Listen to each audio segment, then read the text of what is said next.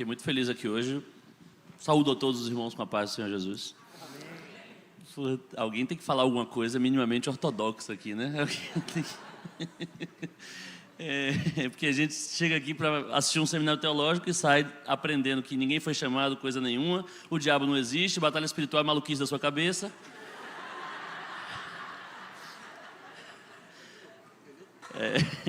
Enfim, há uma irmãzinha do coque no meio dessa igreja aqui hoje. A gente ia ver o que era verdade, mas enfim.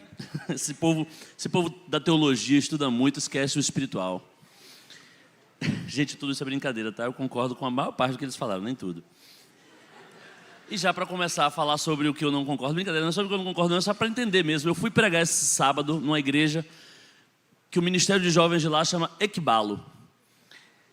E esse é um... O louvor foi Alessandro Vilas Boas, já sabemos. Exatamente. Essa palavra está na moda muito por conta do Alessandro Vilas Boas, que fez um louvor falando sobre Equibalo. Equibalo é uma palavra bíblica, né? Usada na Bíblia, que parece querer dizer chamado, ou envio, ou uma ordem para a pessoa ir. Aí eu peguei esse gancho para perguntar. Todos nós fomos chamados para evangelizar? Existe esse chamado geral para que todo mundo pregue para todo mundo? Isso é um chamado de todo crente? Olha, se a gente leva a sério o que Jesus fala, né? E de por todo mundo pregar o evangelho a toda criatura, ensinai, né, todas as coisas, enfim. Então, como diria um grande pregador calvinista, já que eu estou numa igreja que tem um pastor calvinista, ou você é um missionário ou você é um impostor, né? Que é o Spurgeon, que fumava, inclusive. Mas ele era missionário? Não, mau testemunho, né? Eu tenho que falar o mau testemunho dele, que fumar é pecado. Mas talvez a discussão pudesse ser, eu concordo, mas pudesse ser se aquela grande comissão não era para os apóstolos. Aí tem uma, de acordo com alguns comentaristas, que até o Iago fez um livro sobre isso, né? E é para todo mundo, né? Não é só para os apóstolos, é para todos os discípulos de Jesus, né? Que são dinamizados pelo Espírito. Né? Tipo, o meu chamado, eu odeio o meu trabalho, supondo, tá? Hipoteticamente. Mas não tenho R$40 para comprar seu livro. Uhum. Então, assim, como é que eu glorifico a Deus fazendo isso? É para usar meu trabalho, os ambientes em que eu chegar, para evangelizar? Isso é o chamado? Cara, isso é glorificar a Deus? Assim, eu acho que a gente às vezes fica muito nessa coisa de evangelizar. Cara, seja você em Cristo. Porque assim, é claro que a gente tem que ter, a gente tem que ser propositivo muitas vezes, e aí ter o evangelismo propositivo e tal, uma ação evangelística. Mas, cara, o seu testemunho no dia a dia, ele vai falar muito mais alto, né? O que a gente fala muito mais alto do que a gente fala, entende? Então, assim, viver a vida. Nesse capítulo, o que eu tento falar assim, olha, cara, por mais que o seu trabalho não seja um bom trabalho, duas coisas. A primeira, se esforce então para ter um trabalho melhor, tente, né, com as ferramentas que você tem à disposição, tente um trabalho melhor, mas enquanto o trabalho melhor não vem, né, tente outra vez, enquanto o trabalho melhor não vem, cara, saiba que você faz parte de uma grande história. E que, assim, esse trabalho que você tem, de alguma forma, serve a Deus, serve à humanidade, entende? Por mais que quem esteja ficando rico seja o seu patrão, mas tenta encarar o seu trabalho também, cara, o que eu faço aqui é importante, está servindo alguém. E no dia a dia, né, você passa 8 horas, no mínimo, nesse trabalho que você não gosta. Cara, são 8 horas que você tem ali para testemunhar da sua fé, entende? Então, assim, ou você pode ficar reclamando que odeia o seu trabalho, ou você pode tomar uma postura de filho de Deus. Cara, de fato, eu odeio o meu trabalho, mas eu vou glorificar a Deus aqui. Glorificar a Deus como? Cara, tentando se parecer o máximo com Jesus possível nesse trabalho. Por exemplo, assim, trabalho é um ambiente que pode rolar muita fofoca. Pô, você pode ser alguém que não participa disso ou até estanca isso. Entendeu? É muito difícil, mas é o desafio, entende? Você pode ser aquele que às vezes acusa alguém que está sendo, sabe, indelicado, passando dos limites. Você às vezes ser um pouco aquela voz que traga um pouco de bom senso, né? Claro, né? Sem ser o chato do rolê também. Mas enfim, cara, tem uma série de coisas. É tipo Neston, o evangelismo é tipo Neston, tem 1001 formas, invente a sua. As referências super atuais aqui, o outro lançou, era o Power Ranger de antigamente. Irmão, 43 anos, se você não sabe o que é Neston, whatever. Mas você sabe, Bibo, você estava falando desse negócio do trabalho, cara, e às vezes claro, o trabalho é onde a gente passa uma parte substancial do nosso tempo, e a gente tem que pensar em como no trabalho a gente faz as coisas. Mas eu estava lembrando da história da Dona Donata, eu não sei se você já ouviu falar da história da Dona Donata. Ela é uma irmã que alguns vão ficar escandalizados se eu chamar de irmã, porque é católica. E aí, conta-se a história da dona Donata, que quando alguém ia na vizinhança contar uma fofoca para ela falava: nossa, é mesmo? Fulano fez isso? Vamos rezar um terço por ele? E aí, cara, a dona Donata ganhou a fama de: não conte a fofoca para ela, que você vai ter que rezar um terço. Então, cara, é no trabalho, é na porta de casa, é na porta de casa, é com os filhos, é na família, nas reuniões familiares, é nas reuniões familiares, mas vou contar um segredo para vocês, gente. No ambiente de igreja tem gente que não é convertido, tá? Então é na igreja também. Então, nós temos essa responsabilidade de refletirmos o caráter de Cristo Jesus onde nós estamos, da maneira como nós somos capacitados a fazê-lo, com os dons que Deus nos entregou, com as capacidades que Ele legou a nós, na convicção de qualquer que seja a sua capacidade, foi Deus quem a deu. Então, às vezes a gente complica demais. Algumas coisas são de fato complicadas, mas nem todas. Algumas são bem simples. Como naquele lugar as pessoas identificam que aquilo que eu falo e que aquilo que eu faço reflete o Evangelho que eu fui ensinado em casa. Eu não vou entrar em detalhes teológicos sobre a confissão de fé da dona Donata, mas eu acho que todo mundo aqui é capaz de concordar que essa historinha em particular reflete o comportamento de alguém que a gente gostaria de ter esse comportamento. Sim. Esse comportamento é um comportamento que para nós ressoa como comportamento de discípulo de Jesus. Talvez seja menos vender Jesus e mais representá-lo, né? Em grande medida apresentá-lo, em grande medida fazer com que as pessoas se sintam perto dele. Nossa, quando eu estou com fulano, eu me sinto perto de Jesus. Ou mais, quando eu estou com fulano, eu aprendo a respeito de Jesus e ele nem está dando palestrinha. Legal, legal. Para amarrar, inclusive, muito o tema de vocês três, eu vou fazer uma pergunta mais ampla aqui, que é o seguinte. A Bíblia fala disso com muita frequência. Parece haver uma coisa meio Senhor dos Anéis, aí, de Guerra de Reinos, ou Game of Thrones, uma coisa assim de reino do céu e reino do mal. Parece ter isso, o reino de Deus e o império das trevas. O império contra-ataca e aquela coisa toda. E aí, nesse sentido, apesar de tudo que a gente ouviu, ou no contexto de tudo que a gente ouviu, Satanás é o reizão do mal lá e tem um monte de demônios servindo ele como príncipes. E aí eu já pergunto, se a batalha espiritual, especialmente aquela de que fala Paulo na carta aos Efésios, é uma batalha que acontece na mente, quem são esses principados e potestades que habitam nas regiões celestes, com os quais a gente tem que lidar nesse processo de trabalhar a nossa mente? Então, nesse contexto é a pergunta sobre Satã, o reino do mal, o reino contra ele e esses principados e potestades aí. Eu vou começar respondendo. Quando eu leio o livro de Apocalipse, eu leio um livro que me parece uma guerra de potestades. São poderes brigando. E todo livro tem, parece que, uma pergunta. No final do dia, no final da história, no final da sua vida, a que poder você vai se render? Parece que é essa pergunta que está no livro inteiro. A que poder você vai se render? E aí a gente pode estar falando de um poder imperialista humano, um poder de Roma, de um poder de um imperador. Mas a gente está falando, sobretudo, de um poder que é oriundo das trevas, oriundo do reino das trevas, oriundo de uma lógica de empoderamento, que é uma lógica de dominação, é uma lógica que subjuga, é uma lógica que só pensa em expansão, é uma lógica imperialista.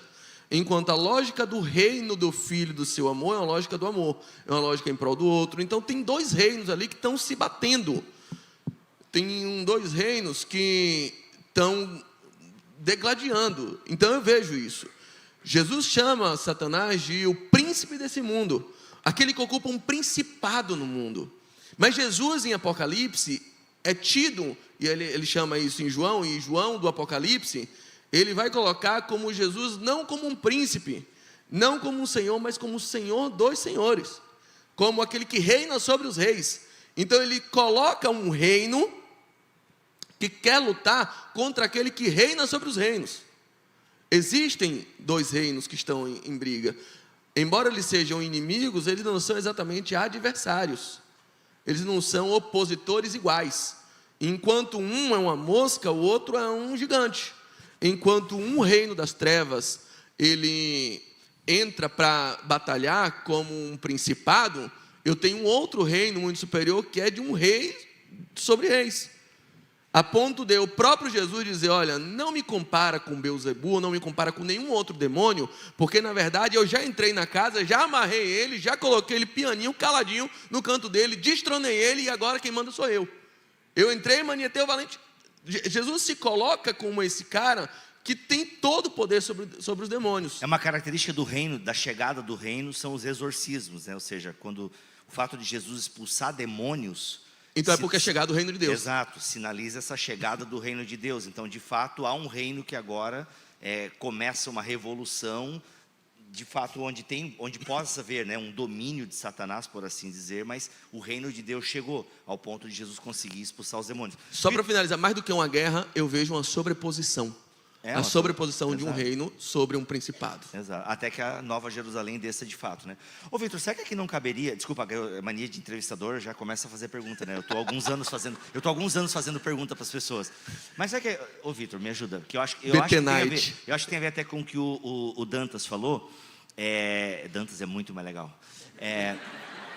Eu acho que aqui entra o lance de carne e espírito em Paulo também. Ainda que não tenha a ver com Satanás, mas tem a ver também com essa esfera da carne e essa esfera do espírito, né? Acho que a gente consegue fazer um bem bolado aí, na teologia paulina. Sim, isso é uma coisa que une a teologia paulina e a teologia joanina. As duas pensam muito parecido nesse sentido, em que a ideia de sarx, de carne... enquanto inclinação para o mal. Não é BTcast, tá? Tá, desculpa. A ideia de carne não como matéria. Lembra que o Saulo estava explicando que essa coisa de que o que é material é ruim é a ideia neoplatônica. A Bíblia não diz que o que é material é ruim.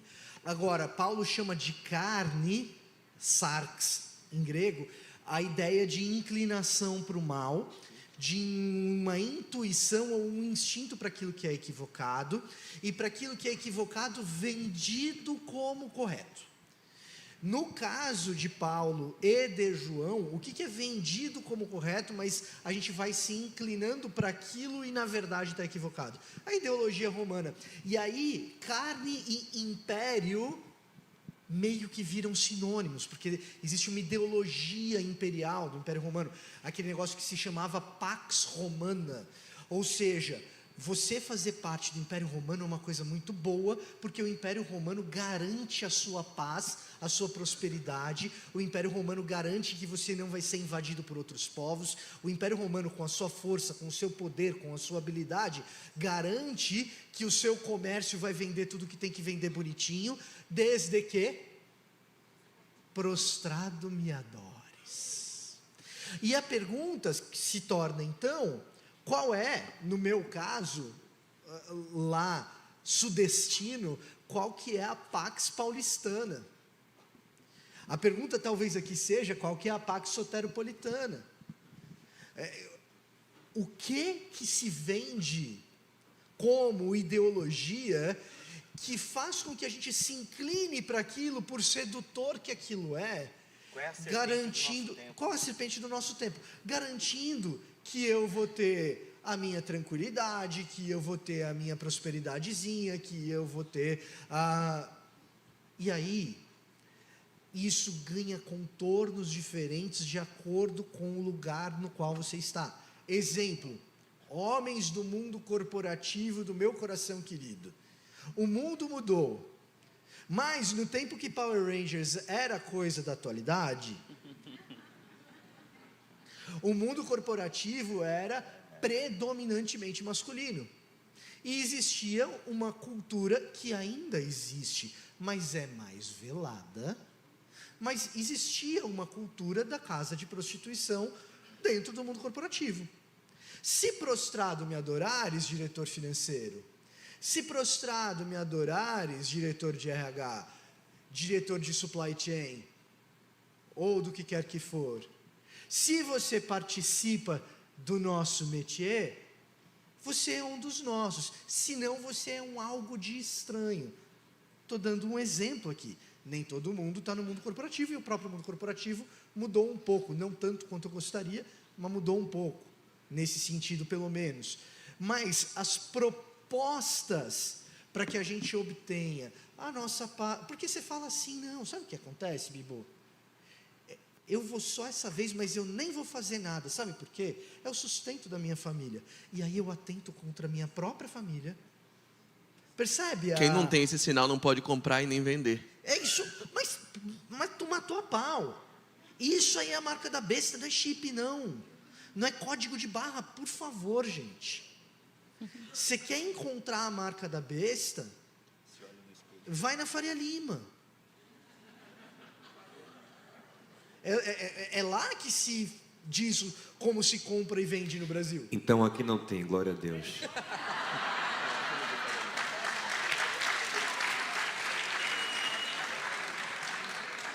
Mas assim, vamos combinar, o polo petroquímico de Camaçari não é exatamente um lugar super limpo assim. Avenida Tancredo Neves. Onde você está hospedado? Lá é o trono de Satanás. E aqui tem a verdadeira Starbucks, né? Enfim, acho que deu para entender a ideia. Tem eu entendo o ponto, mas a pergunta que algumas pessoas têm feito é: então, vocês estão trazendo a batalha espiritual num campo da moralidade, da luta contra o pecado, no campo da psique, da luta contra a própria mente e as inclinações carnais pecaminosamente, mas existem ou não existem ações concretas de demônios, de seres espirituais reais? Eu não tenho dúvida que no Lupanar tá cheio de capeta. Onde? Na casa de prostituição eu não sei se o bicho tem asa, se tem chifre, se o rabo é... Isso eu não sei. Os da TV são mentira, tá, galera? Os da TV geralmente são mentira. Mas, são atores e tal. Tanto que já tem hoje cortes, desculpa te cortar, mas tem vários cortes e vários endemoniados sem o mesmo cara, a mesma moça. Os da TV, você está falando aquelas pessoas que fazem manifestações de... Entendi. Eu te contrataria se eu fosse um pastor Eu exorcista. sou um bom demônio. Eu sou o diabo necessário, Eu diria sou, Pica-Pau. Então, esses... Eu fico de cara... Mas os caras entortam bem o dedo. Eu fico de cara com eles... Aqui, ó. Oi. Né? Tipo assim, esses são geralmente mentira, assim. É meio cômico até, assim, porque depois que foi muita coisa desmascarada e tal.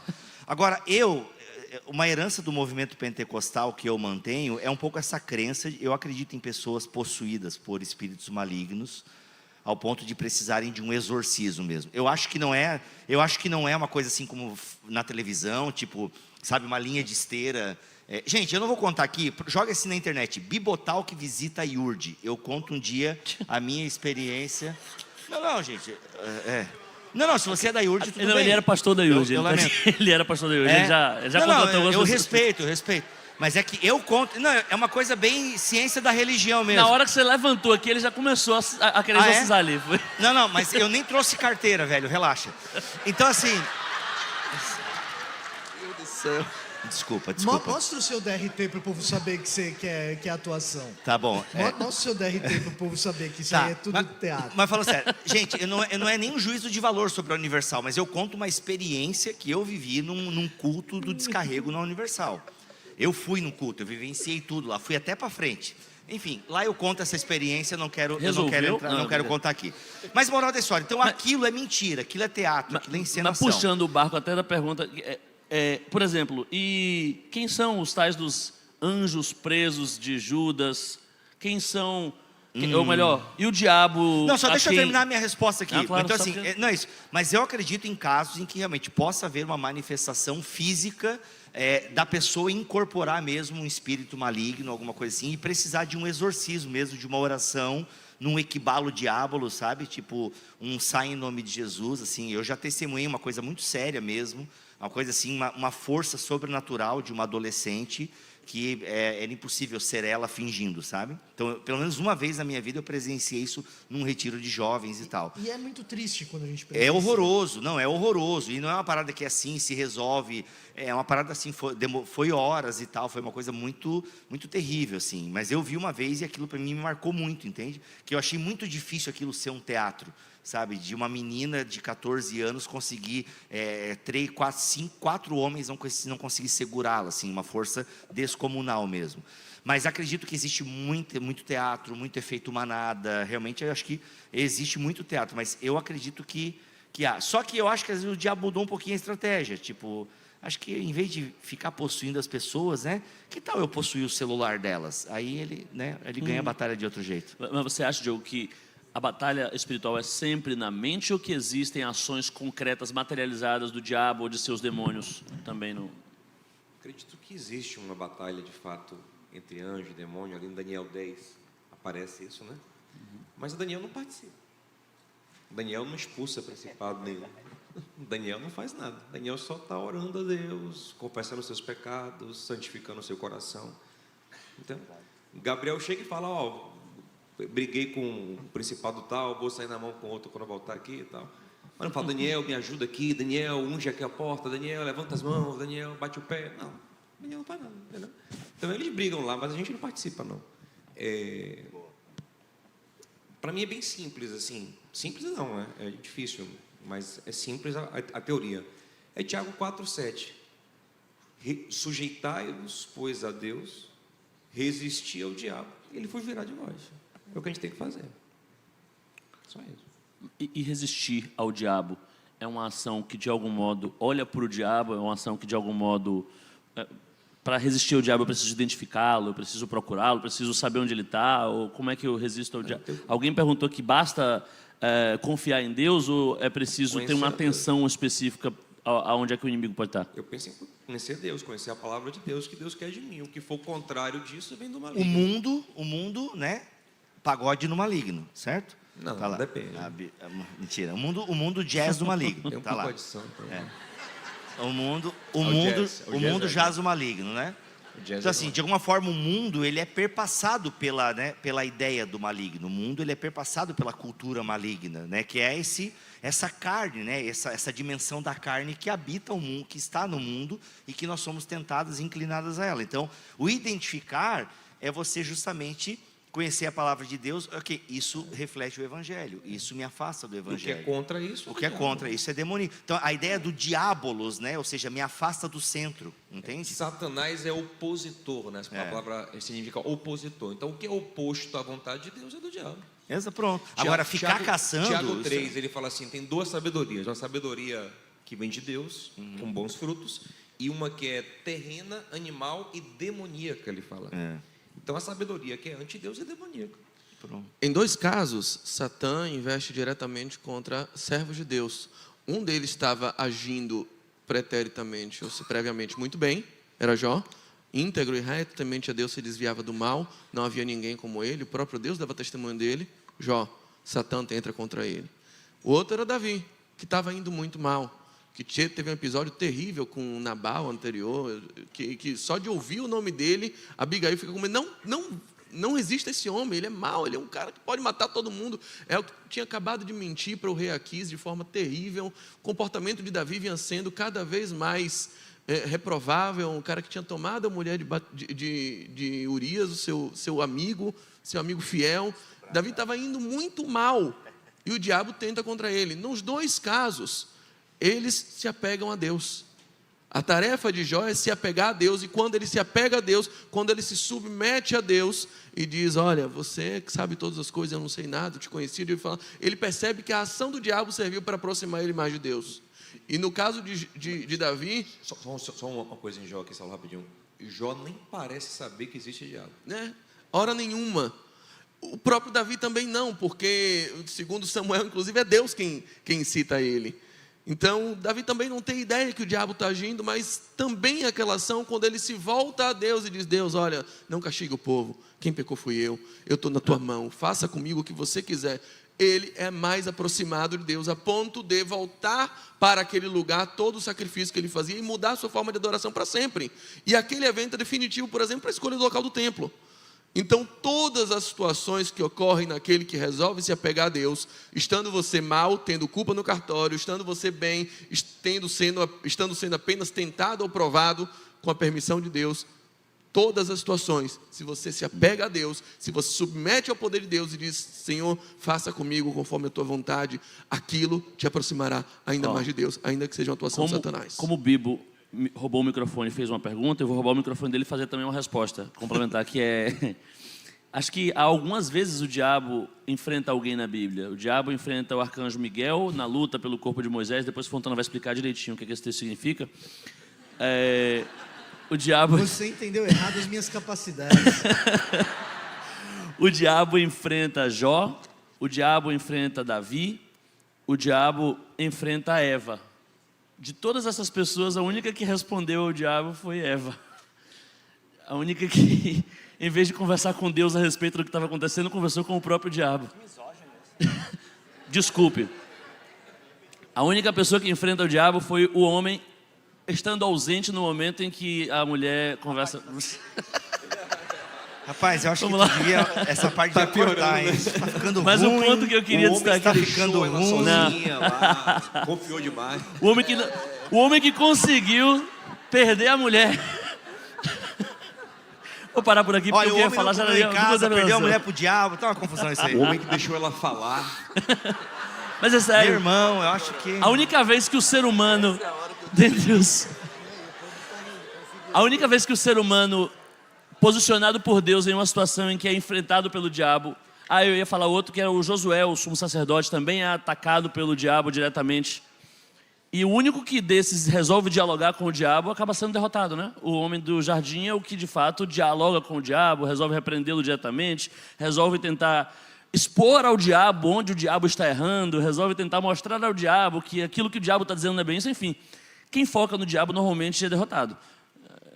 Enfim, é a leitura que eu faço dessa perspectiva. E aí o quê?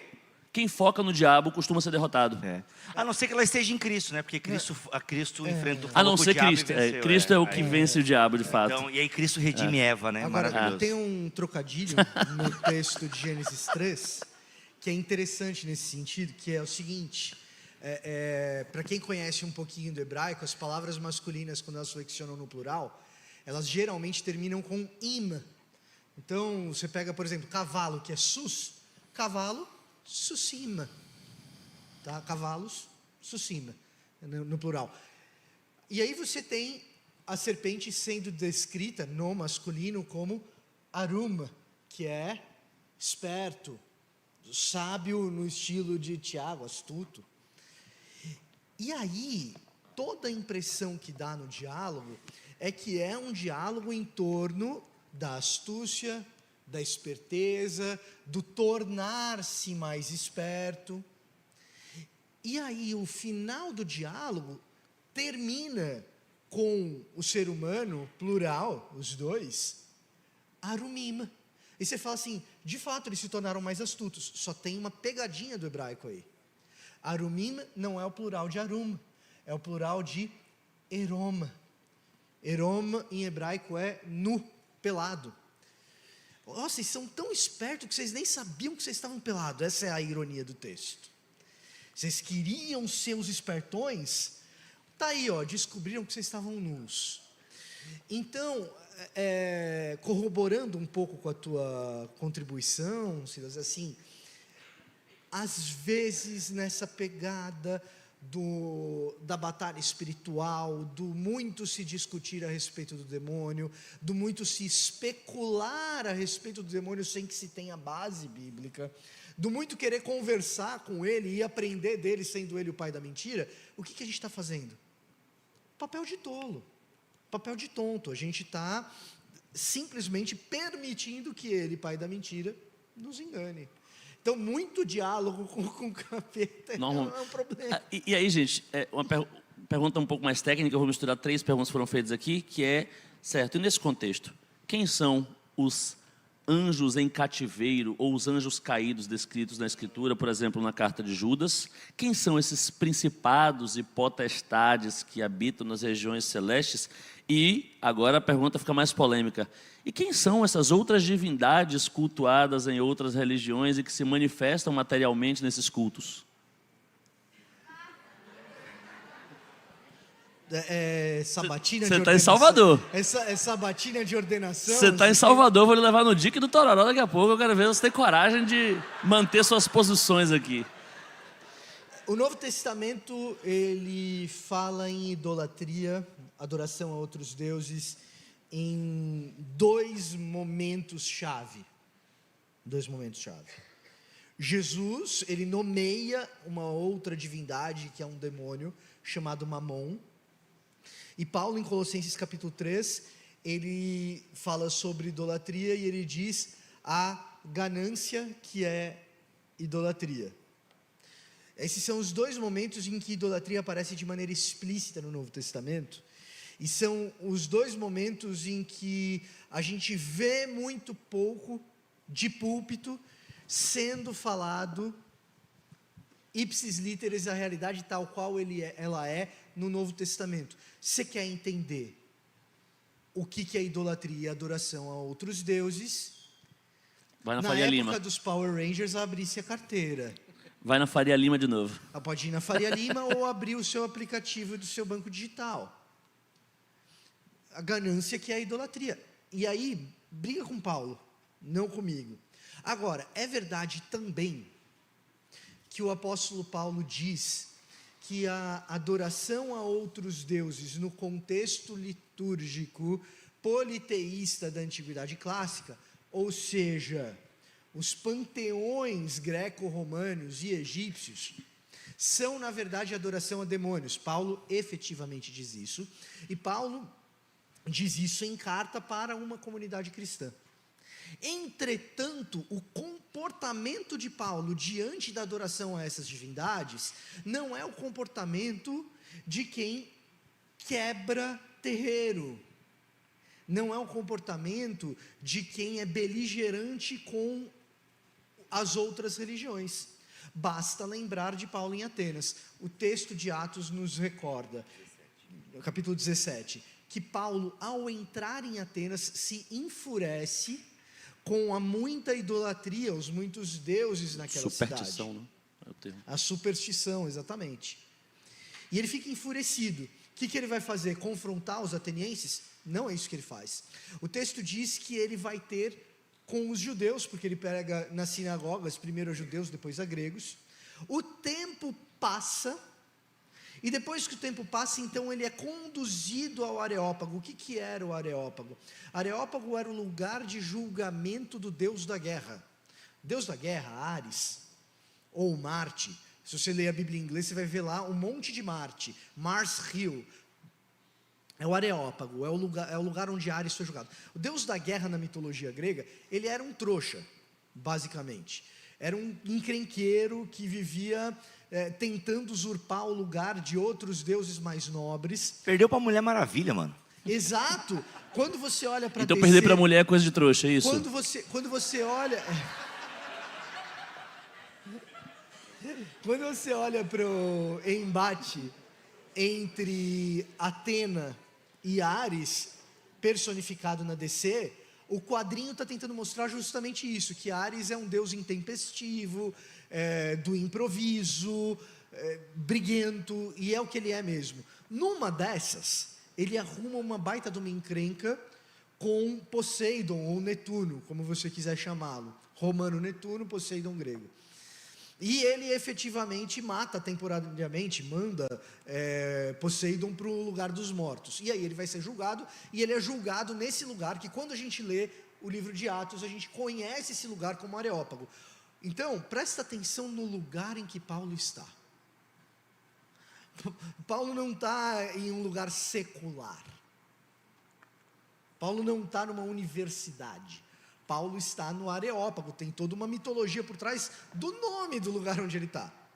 E ali onde Ares foi julgado pelos deuses, pelo que ele fez com o outro deus, Poseidon, as pessoas são julgadas pelas ideias que possuem e Paulo será julgado. O que Paulo faz então diante dessas outras divindades? Ele vira para o pessoal ateniense e fala assim: olha só, eu estou vendo que vocês são muito religiosos. Ele começa com senhores atenienses. Senhores atenienses, vejo, para onde foi a raiva de Paulo aqui? Para onde foi a fúria dele? Cara, foi para os dias anteriores: irai-vos e não pequeis,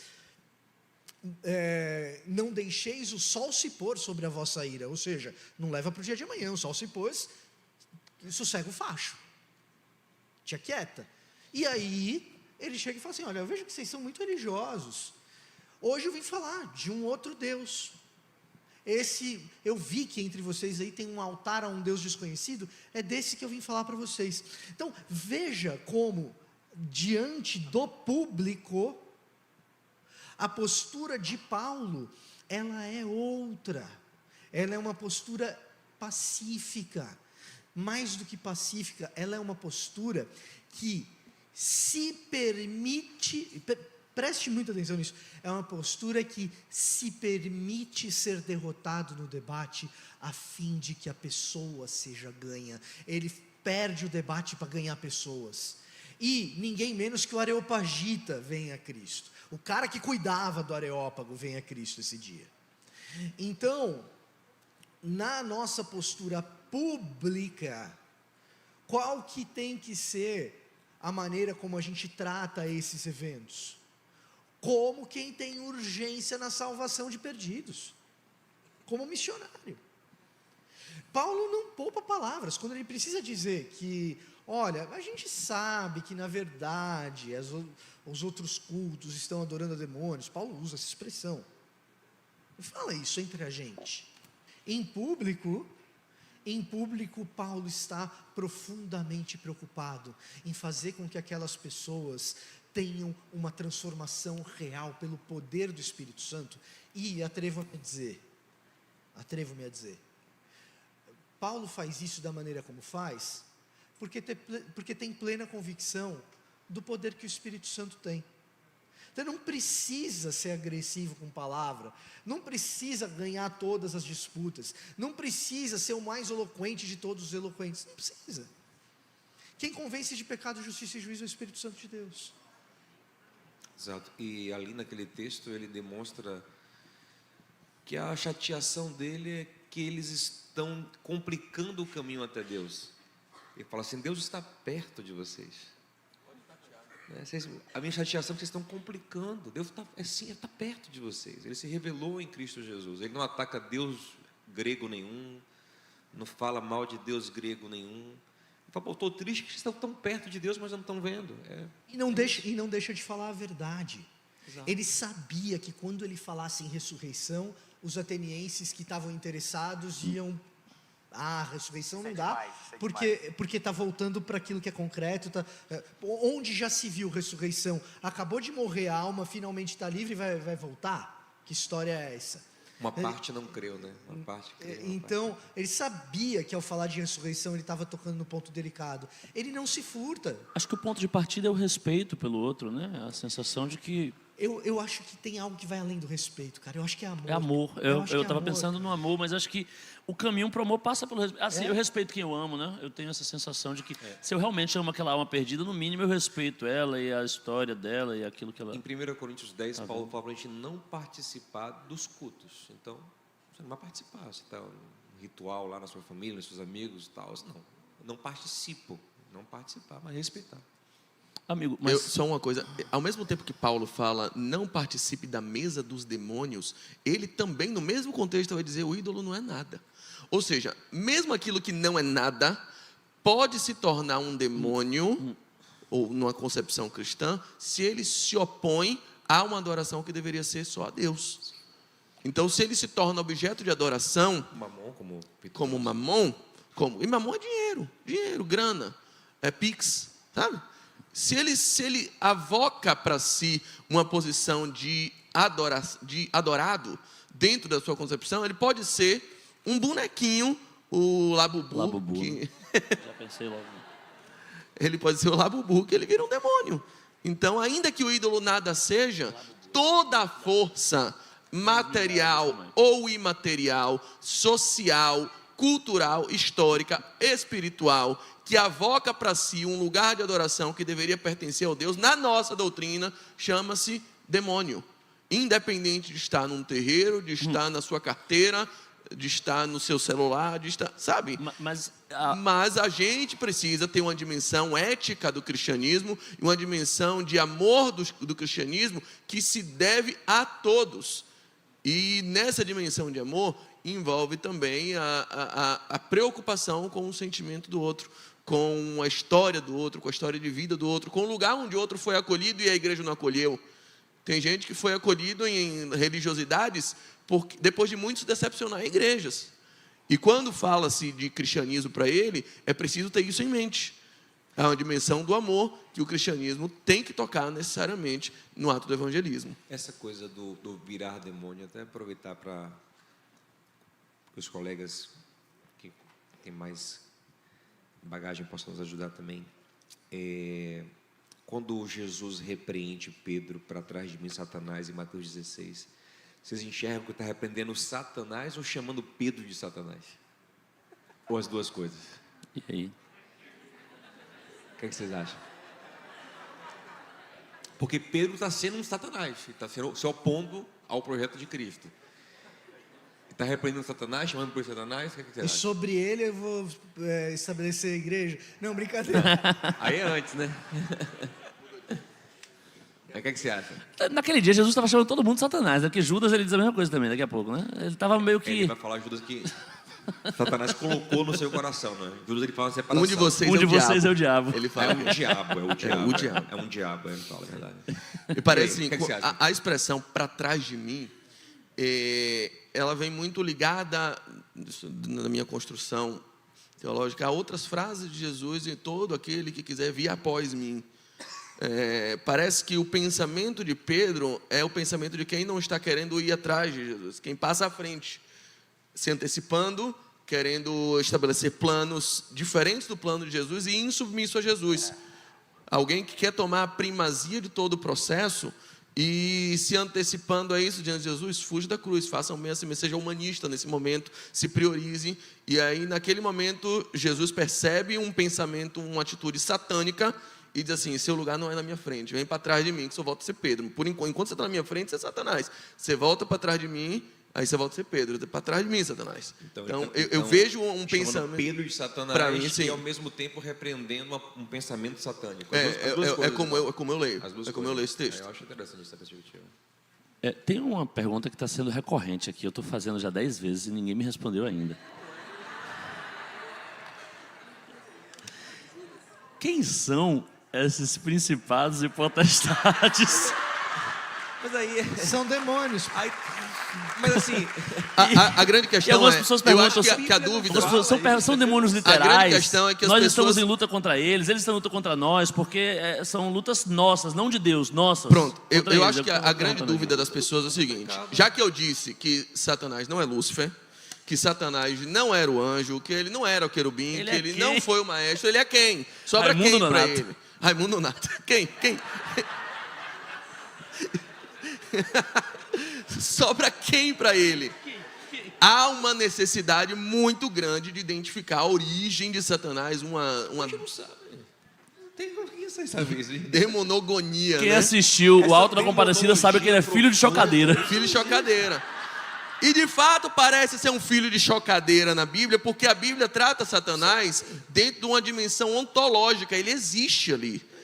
Essas construções sobre a sua origem, como ele era antes, o dia que ele ficou mal. Ele é um ser espiritual. Ele é um ser espiritual. Não tem que saber. Se você quisesse saber, estava lá. Quando Judas se refere, parece estar fazendo uma alusão si própria, dizendo que são eles, ou se emprestada ao evento de Gênesis 6, à tradição de Gênesis 6 de anjos que descem e se corrompem, lendo dessa forma, que estaria sendo em Gênesis 6, os filhos de Deus que se corrompem com filhos dos homens.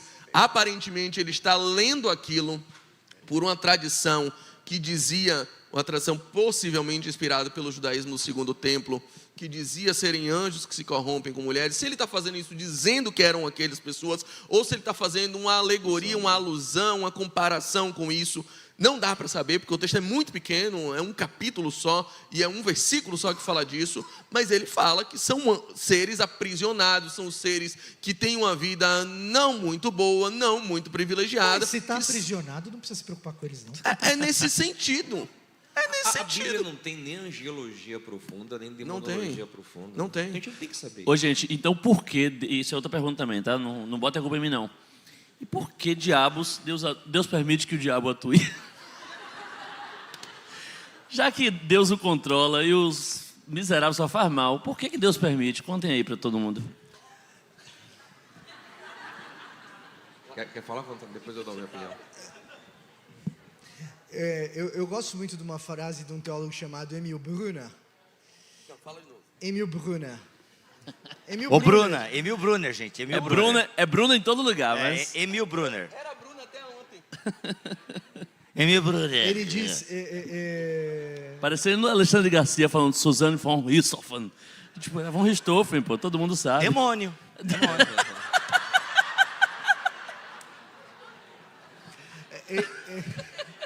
Ele diz que o papel do teólogo é manter como mistério aquilo que é mistério. Em outras palavras, preservar a igreja das discussões que são mais especulativas do que aquilo que a gente é capaz de conhecer. A gente pode se engajar nessas discussões, é muito interessante. O teólogo tem o dever de informar para a igreja: olha, a partir daqui a gente pode discutir, mas a gente está especulando. Mais ou menos isso que ele está querendo dizer. E uma parte significativa dessa discussão passa por aí. Passa por entender mistério. Toda vez que a gente pergunta assim, por que Deus fez assim e não assado? Cara, não sei, eu só sei que ele fez assim. Por que Deus... Chicó. Então, assim, dentro da perspectiva de alguém que está arriscando algo no território especulativo, eu diria o seguinte: pelo mesmo motivo que ele permite que eu e você pequemos. Ele não é soberano? Ele não é todo-poderoso? Quando a gente peca, não desagrada a ele? E ele não permite do mesmo jeito? Por quê? Por quê? Pelo mesmo motivo que ele deixa o diabo agir. E assim sucessivamente a gente vai no raciocínio cíclico. Mas o vaso de assim, desonra.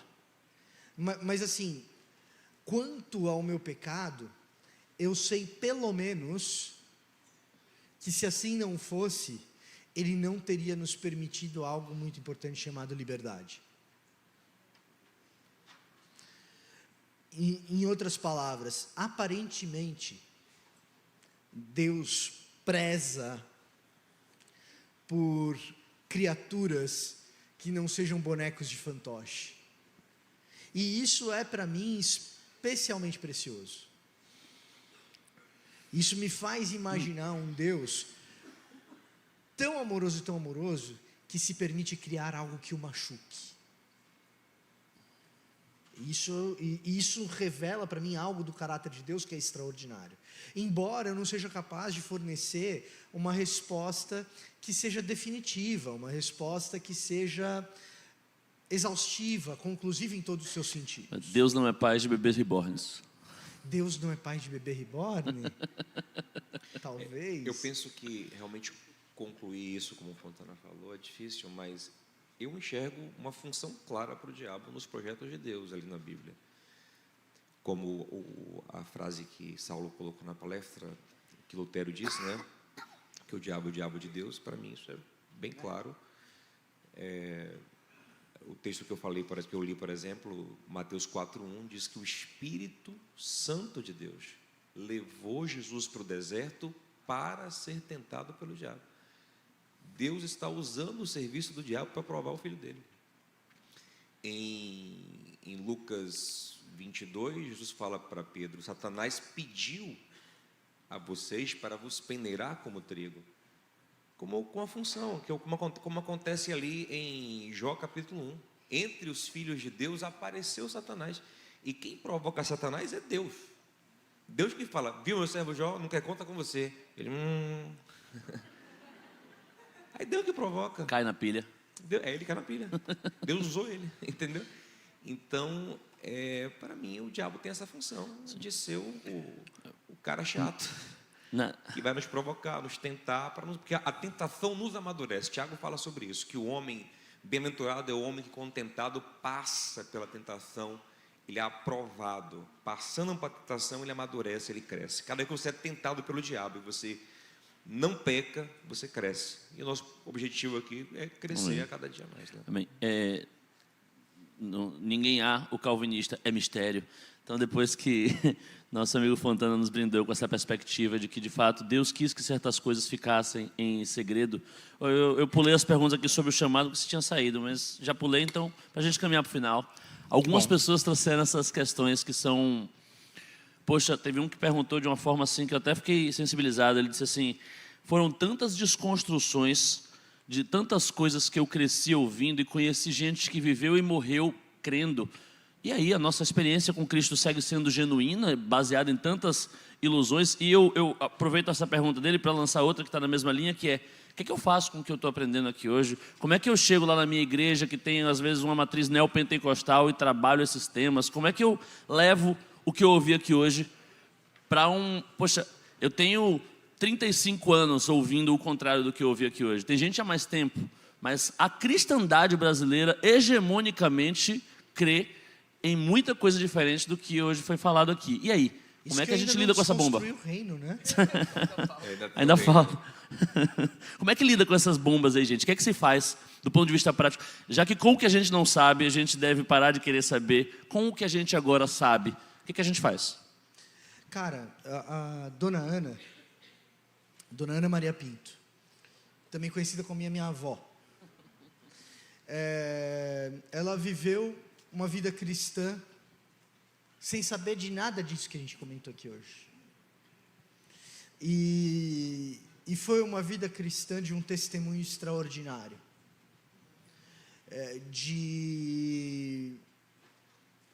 Eu não tenho dúvida, pelas pessoas que compareceram ao funeral dela, de não apenas um testemunho extraordinário, mas de uma fé extraordinária, e quem me ensinou a viver cristianismo. A minha fé teológica é a fé da minha avó, que não sabia essas coisas. O ponto é que, sim, é possível viver um cristianismo, é possível viver evangelho, é possível ter um excelente testemunho, sem a plena compreensão de quaisquer dessas coisas que a gente falou aqui hoje. E chamando Satanás de Lúcifer. E chamando Satanás de Lúcifer. É possível, sim. A questão é: o que acontece com a igreja do Senhor Jesus Cristo quando essas coisas não são esclarecidas em larga escala? Essa é a questão que a gente está se propondo a pensar, em debater e entender. Porque veja só, a Dona Ana viveu a vida dela dentro do espaço em que ela estava, com as pouquíssimas pretensões que ela teve, e glória a Deus por isso, uma mulher de Deus, tal qual as parteiras Sifrá e Puá, parteiras hebreias, que ousaram colocar o dedo na cara de Faraó, porque não temeram a ele, mas temeram o Senhor. É disso que a gente precisa, é de gente com temor de Deus. Entretanto, veja só, não coube a Sifrá e Puá compilar os provérbios para que fossem educados os meninos na corte do rei Ezequias. Não coube a Sifrá e Puá elencar quais seriam os salmos que comporiam o saltério. Não coube a Sifrá e Puá profetizar contra Israel, quando já não havia mais qualquer esperança de se ouvir a voz de Deus na Judéia, e foi às margens dos rios na Babilônia que se ouviu. Aí coube a Ezequiel, e Ezequiel tinha que conhecer a Escritura, e Ezequiel tinha que saber das coisas. E a situação, convenhamos, da igreja evangélica brasileira hoje, em que pese haver milhares de milhares, dezenas de milhares de donas Anas espalhadas por esse Brasil, tias do coque que tem uma fé que me assombra, que eu não ouso dizer ter um milésimo da fé delas, embora o Brasil tenha milhares e milhares de mulheres assim, e também de homens assim, cujas botas eu não sou digno de limpar, e isso é verdade ao mesmo tempo, na ambiguidade do nosso tempo, que a situação da igreja evangélica brasileira não é boa. Nossa, que resposta profunda você está dando. Muito bom. Então, eu vou fazer igual o Paul Washer, são vocês, não, brincadeira. Você só está aplaudindo porque você não entendeu. Brincadeira. Estou falando mal de você. Mas, Esse Frank Boy é muito bom. o que acontece é que num momento em que a gente precisa dos sábios de Provérbios, da sensibilidade do saltério e da agudeza profética, a gente precisa começar a tocar nesses pontos e nesses assuntos. Por quê? Olha o chamado aí, né, Bibo? Porque caminhamos para um lugar onde a igreja evangélica brasileira precisa de correção de rumos. Ela é carente de uma discussão mais madura, não apenas do ponto de vista teológico, mas também do seu temor e do seu desejo por um avivamento que passa por uma ética compromissada, que é intencional, que entende o porquê de ser ético. Quando a gente luta contra os principados e potestades do mal e dá nome a eles, a gente chama para a batalha uma intencionalidade de um povo de Deus que olha, gente, vamos falar de alguns bodes na sala, por exemplo. A gente pode falar, por exemplo, de sexualidade. Não deveríamos ter nenhum pudor para falar de sexualidade de um ponto de vista ortodoxo cristão, da mesma maneira como tratamos das outras religiões e da idolatria. Agora, me assusta a gente precisar sempre falar de sexualidade e das questões LGBTQIA+, tudo isso tem que falar, tá? Mas a gente não tocar com a devida ênfase na grande questão da igreja evangélica brasileira, que se chama adultério. Se a gente falasse mais de nossa sexualidade na igreja, talvez não precisasse falar tanto dela no WhatsApp, né? Então veja, vou tentar ser claro com um exemplo aqui, o que eu quero dizer com isso. Cuidado, tá? Tem criança aí. Quando a gente começa a pegar esses pecados, cujos demônios fazem festa, e chamá-los pelos devidos nomes, a gente começa a tratá-los com a devida maturidade. Um pai de família, ou mãe de família, tá? Que opta pela via do adultério, ele pode pensar assim: foi uma escapada, não consegui, não dei conta. Deu brecha ao diabo. Mas de repente, ou mais ainda, se eu fizer direitinho, ninguém precisa ficar sabendo. Se eu fizer direitinho, eu não vou prejudicar ninguém. Só que aí esse cara, ele de repente já construiu um caixa 2, já tem uma conta num banco. Gente, estou falando de gabinete pastoral, tá? Eu não estou falando de ninguém específico, mas estou falando de um clichê que a gente pega no dia a dia. Então ele já tem uma conta no banco que ninguém conhece, porque é a conta no banco que ele vai usar para o que ele precisa. E ele vai começar a viver uma vida dupla. E a aventura terminou com essa aqui, e ele parou por um tempo, porque afinal de contas ele ouviu uma pregação que ele se sentiu culpado. Mas depois de um tempo, aquela mesma conta que ele nunca fechou, porque ele sabia que, quem sabe, ele precisaria usar de novo, tem uma outra, e aí ele reativa aquilo ali. Até que vem o show do Coldplay. Você vê que Deus usa quem Ele quer. E aí... Eu sempre Não, falei que Coldplay era de Deus. Foi O cara genial. revelou. o que você Quando Deus falou. quer fix you, E aí Ele foi usa quem Ele genial. quer. Foi genial o que sempre você falo. falou, sabe por quê? Porque o show do Coldplay, seja Nobody qual said for it a was easy. metáfora para show do Coldplay que você quiser, um dia os seus filhos vão descobrir. Pode ser com 20 anos, pode ser com 40. E quando eles descobrirem, se eles forem meio inteligentes, você que é um idiota que teve uma vida dupla esse tempo todo, porque isso é coisa de imbecil, com perdão da palavra, mas a gente está sendo franco aqui, chamando as coisas pelo nome. Muito pior do que chamar de imbecil é dizer que você está enredado nas garras do diabo, e é isso. Sim. Você que foi um imbecil esse tempo todo, talvez você seja tentado a continuar pensando como um imbecil. E o que é continuar pensando como um imbecil? É pensar assim, poxa, será que meus filhos vão continuar me amando? Essa não é a pergunta que você tem que se fazer. A pergunta que você tem que se fazer quando vem o dia da descoberta é a seguinte: o que o meu filho, que é meio inteligente, vai pensar a respeito do que eu ensinei? Não é a respeito de mim. É a respeito das outras coisas. Sim. Porque se a vida toda foi uma mentira e uma vida dupla, eu não vou mais questionar quem é o meu pai. Eu vou questionar quem é a minha família, eu vou questionar quem sou eu. Eu vou questionar quem é Deus. E a gente está preocupado porque a faculdade vai doutrinar a criança. Meu amigo, quem tira a tua criança da fé é o teu adultério, brother.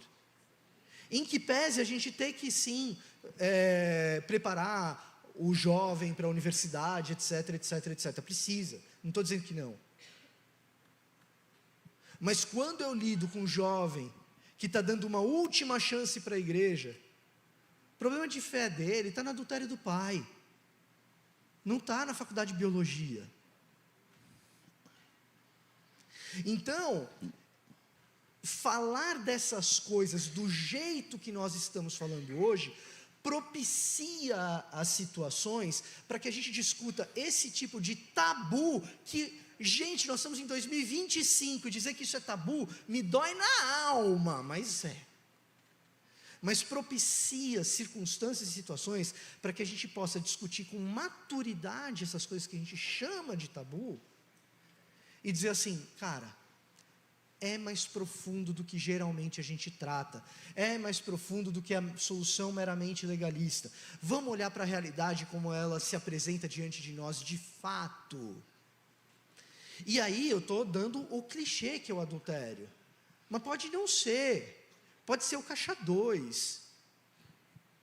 Pode não ser o caixa 2, pode ser a maledicência. Pode ser a sonegação. Pode ser inveja. Pode ser inveja. E onde tem essas coisas, se você quer imaginar um diabinho físico fazendo festa, cara, é possível que tenha. Muito Não bom. me surpreenderia. Não me surpreenderia. Se ele tem tridente ou não, eu não sei, mas não me surpreenderia não. Acho que até pelo bafo, né? Um tridente ajudaria. Trident. Um outro aspecto da pergunta que a pessoa faz, aí dando um outro contorno do que o... Foi boa, o Trident, foi bom. Enxofre, o hálito. Exato, canela. Um outro aspecto da pergunta também, indo para uma outra direção, é que assim, conhecimento que a gente adquire, seja numa conferência como essa, em livros que a gente vai ler, em podcasts que a gente ouve, em vídeos que a gente assiste, não é para esfregar na cara das pessoas, né? E não para ser um ponto de batalha na comunidade. Não, nada a ver. Ouvi lá que não é isso aí. Nada a ver, pastor. O guardião não é da sã Lúcifer, hein? doutrina dentro da igreja. Ô, Lúcifer, pastor, não é Lúcifer. Senhor, essa pregação aí está toda errada. Não, porque nada... Gente, a gente não usa conhecimento para esfregar na cara de quem enterrou o nosso pai, de quem foi nos visitar no hospital. A gente tem que ter muita maturidade com o conhecimento que a gente tem, entendeu? Então não é para ficar esfregando a cara da liderança, para ficar, sabe, fazendo disso um campo de batalha. Não, é para você saber o que é uma interpretação mais correta do texto, da situação, e se tiver uma oportunidade, poder conversar sobre, entende? Porque o que a gente está falando aqui, também em última análise, não chega a ser uma heresia que possa comprometer o testemunho dessa igreja na sociedade, entende? Então, a gente tem que tomar muito cuidado às vezes, não, porque tem que ser assim, porque senão... Por exemplo, eu vi muita gente saindo do movimento pentecostal e ir para o movimento reformado sem necessidade. Porque às vezes saiu de boas igrejas pentecostais, com bom ensinamento, mas porque ouviu alguém dizer que não, que batismo com o Espírito Santo não é isso aqui. Mas espera lá, amigo, né? Às vezes, porque é isso e não aquilo. A gente tem que tomar muito cuidado às vezes, com o conhecimento que a gente tem, para não ficar tropeçando também e usar aquilo como campo de batalha dentro da comunidade. Porque eu acredito que esses assuntos são importantes, mas assim, tipo, ao ponto de vocês rachar com a sua igreja por conta disso, não sei se é o caso, tá? É o caso de, às vezes, você ir apresentando aos poucos uma outra visão, uma outra sugestão, uma outra leitura, mas ao ponto de rachar, não sei, ou ao ponto de, tipo, o que eu faço agora com esse conhecimento? Entende? Você está lá ouvindo uma boa pregação do pastor, e o pastor, não, porque Lúcifer, não sei o quê, é o ministro de louvor, o Lúcifer ataca muito. É uma heresia, não é uma heresia, é uma coisa muito errada que a pessoa está falando, mas heresia, não. Entende? E aí agora vai desconsiderar toda a pregação da pessoa porque ela chamou Satanás de Lúcifer, ou porque ela não entendeu batalha espiritual, ou porque ela falou, não, você tem um chamado e tal. Quantas pregações falando isso despertou mesmo gente para o campo missionário? Entendeu? Aconteceu, não é a compreensão correta que eu entendo das escrituras, não, mas despertou um monte de gente para o chamado missionário. Entende? Deixou tantos outros com pulga atrás da orelha? Deixou, mas despertou um monte de gente também para o chamado missionário. Então assim, a gente tem que ter um pouco mais de malemolência, sabe? Um pouco mais de, sabe, saber utilizar o conhecimento para a unidade, não para separação, não para muros, entende? Às vezes o muro, às vezes a separação é inevitável, dependendo do assunto que a gente for tratar, mas em alguns casos a gente separa às vezes muito rápido, sem necessidade. Obrigado pela oportunidade. Peraí. Deu? Não acabou? Antes de você ir embora, tem bate pronto, aí resposta em 10 segundos. Sagitário. Por que espada de 10 gumes? Virou 10 gumes a espada aqui. Por que espada de 2 gumes? Por que não uma faca comum? Por que espada de 2 gumes? O que é que o texto quer dizer com espada de 2 gumes? Porque dois lados são afiados. E a ideia é só dizer que a Bíblia é muito afiada. Penetra fundo. Diga aí, Saulo. E ela corta quem ouve e quem prega. Aleluia. Olha aí. É boa, aprendi na audiomilética. O Velho Testamento e o Novo, hein? Olha aí. Ô Saulo, 1 Reis 22, 22. Há um espírito de mentira que sai por ordem de Deus e engana as pessoas. Isso é o diabo sendo usado para fazer a vontade de Deus? Eu penso que... É uma menção a O Lutero. cão está furioso aí. Não, é que o Lutero dizia que Satanás é o cachorrinho de Deus. Eu pensei que era o cachorro que comeu Acabe. Porque é o espírito que vai enganar Acabe. Olha aí. E Acabe morre disso. E aí... Isso aqui é cachorrinho pequeno porte. Você não... Só... Pincher, né? Aquele texto, o texto onde Micaías denuncia o que está acontecendo. E parece que ele está usando uma imaginação profética, ele está usando uma linguagem profética para desenhar o mesmo cenário que está acontecendo na terra. Ele está querendo expor o coração de Acabe. Ele está dizendo, Acabe, vai lá que você vai ganhar a vitória. Aí Acabe está dizendo, fale a verdade, você gosta de mentir para mim? Então, tá bom, você quer que eu fale a verdade? A verdade é essa, eu estou vendo aqui Deus dizendo com uma reunião, com 2 exércitos do lado, exatamente o que está acontecendo ali. Um rei com 2 exércitos do lado, o exército de Josafá e o exército de Acabe. O cenário do céu esposando o mesmo cenário da terra. E Deus dizendo assim, Acabe quer uma mentira, Acabe não quer verdade. Acabe quer ser enganado, ele está doido para ser enganado. Porque eu mando Micaías falar a verdade, ele não quer ouvir Micaías. Inclusive ele disse para Josafá que Micaías só fala mal dele, mas na verdade o que Micaías está falando é verdade. O que ele quer é mentira, ele quer ser enganado. Então você vai mudar o que ele quer. Quem pode ir lá fazer esse serviço?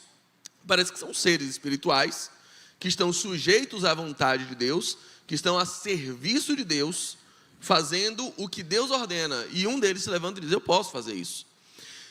Não necessariamente o profeta está dizendo que isso está acontecendo, que veio um espírito mentiroso. Ele só está desenhando o cenário, dizendo, Acabe, é isso que você está pedindo a Deus. O que você está implorando a Deus é para ser enganado. Porque eu venho falar a verdade e você não quer. Então, vamos falar mentira, tá bom, você vai ser vencedor. Aí no final diz, a grande verdade é que Deus, Ele já entendeu seu coração, mas você vai perder. E aí ele vai, não, manda esse cara para prisão. Mas tá bom, mas se eu estiver falando a verdade, eu quero que me solta depois, né? Então assim, Micaías está denunciando um cenário profético. E para isso, ele usa toda uma parábola, ele usa toda uma alegoria para desenhar o cenário de um desejo do coração do rei, que é o desejo, claro, de ouvir apenas verdades, ou apenas afagos, apenas palavras elogiosas, mesmo que elas não sejam verdade. Entendi. Para a gente fechar aqui, Diogo, para quem tem pouca memória, não consegue guardar tanto, não é tão inteligente quanto vocês, uma frase para levar para casa, ou uma ideia para levar para casa sobre batalha espiritual. Tiago 4:7. Sujeitai-vos, pois, a Deus, resistir ao diabo, ele fugirá de vós. Saulo, diz aí uma frase.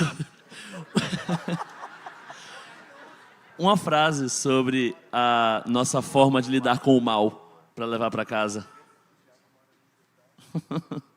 Diabos são os outros. Uma frase sobre o nosso relacionamento com o mal para levar para casa. Não combatam o mal com o mal, mas vençam o mal com o bem. Apeguem-se a Jesus e Ele pelejará por vós. Amém. Bibo, Romanos 12:21. sobre o chamado, assim, quem não conseguiu entender tudo o que você disse, o que é que pelo menos precisa entender para ter tornado essa conferência proveitosa? Diz uma coisa. R$ 28,90 na Amazon. Mentira.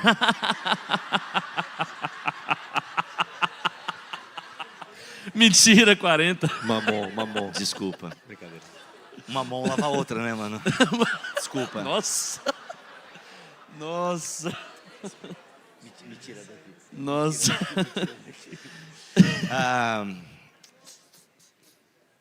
Não, você perdeu sua Eu vou chance. cantar uma música. Não, já era. Pra mostrar que eu sou desafinado. Vou cantar uma música.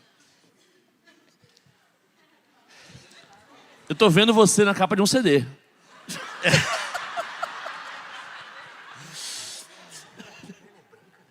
Demais, cara. Vamos lá. Aqui tem uma música que é do Ministério Zoe. Mas não me zoe, tá? Mas é do Ministério Zoe. Ela diz assim, ó. Imparável. Nunca foi sobre nós, nem sobre o que podemos fazer. É tudo sobre você, tudo para você, Jesus. Não é sobre você, entendeu? Você assim. canta bem, canta bem. É, Deus foi bem. E a frase né? matou bem. Acho que a Cassiane orou por mim naquela vez, não pela minha amiga. Fontana, sobre reino, você vai ter um bom tempo aí para falar sobre. Então, sobre as outras coisas, você quer deixar alguma mensagem que você entenda que as pessoas têm que levar para casa? Então, se já quiser antecipar, Já dá um beleza, spoiler, mas... já dá um spoiler. Mas é porque aí a galera... é só essa frase tem que guardar, então já vou embora. Porque aí... Não pode entregar o ouro ainda não. Não. Vamos lá. Mas eu acho que dá pra falar alguma coisa sobre Mano, o reino, Vitor, assim. tu não tem noção. Tem. Não, Não, aí é- você me entendeu errado. A jornada do herói é pesada. Ele entrega o ouro e ainda tem mais ouro para entregar. O Vitor, gente, é o seguinte.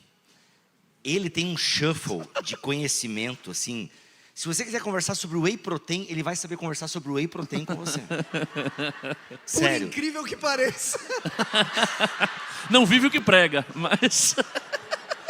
Mano, é incrível, assim, o conhecimento do Vitor. Sério, o melhor canal no YouTube é o do Vitor Fontana. Cala a boca, tô dizendo que é a minha opinião.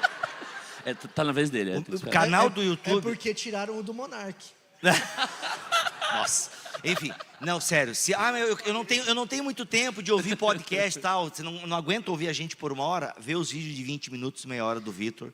Que, cara, é fera. É uma das pessoas mais inteligentes que eu já encostei. Entendeu? Sério, é uma das... Não, é verdade, o Vitor é muito fera. Ele tem Antigo Testamento, Novo Testamento, período intertestamentário. Quando ele começa a falar, tem uma hora que eu já não consigo mais acompanhar. Não, para, volta. E aí vai citando, mano, é impressionante. Então, assim, ele sabe falar de um monte de coisa e ele fala bem. O cara já foi jornalista, amigo da Taylor Swift, respeita. Um dia eu conto essa história de amigo da Taylor Swift. Mas Olha aí. Então mentira não é. Cara, é uma verdade muito flexível, assim. Shake it off. Cara, eu gostei dessa, viu? Eu gostei dessa. Qualquer problema em casa... Não, na verdade, isso foi uma verdade bem flexível. Amigo é um stretch, mas assim, falando um pouco sobre reino, O reino de Deus, ele não é um lugar, mas ele se torna um lugar na medida em que Cristo está nele. Show. Meu. Pronto. Aí, Eu quero Mais mais que isso, isso, eu quero mais. arrasta pra Aí cima. Eu quero mais. Fica o teaser do que será. Arrasta pra cima.